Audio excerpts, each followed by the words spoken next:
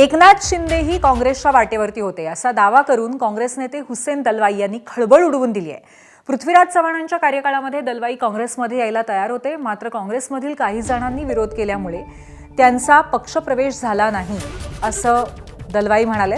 दलवाईंच्या वक्तव्याला दुजोरा देत पृथ्वीराज चव्हाणांनी भेटी झाल्याचं मान्य केलं, पण भेटी नेमक्या कशासाठी झाल्या ते सांगायला मात्र नकार दिलाय।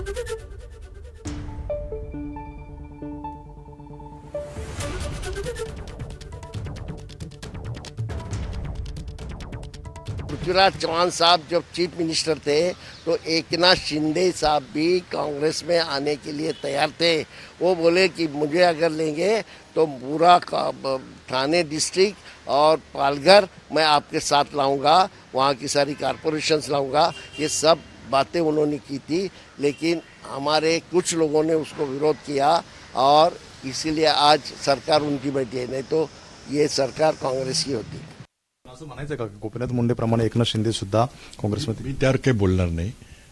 नक्कीच आमच्या भेटी झाल्या होत्या, परंतु काय चर्चा झाली ते आता राजकारणात आहे।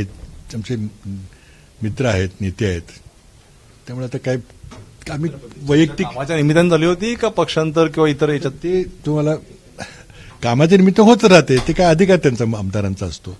हुसेन दलवाई यांनी जो दावा केलेला आहे तो खरा आहे? आता हुसेन दलवाई काय बोलले ते त्यांना विचारा, तुम्ही काय बोलले ते।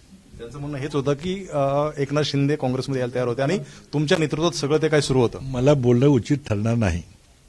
ते आमचे आता मित्र आहेत, आमचे ते काही कामं करत नाहीत, पण तरी आमचे मित्र आहेत ते।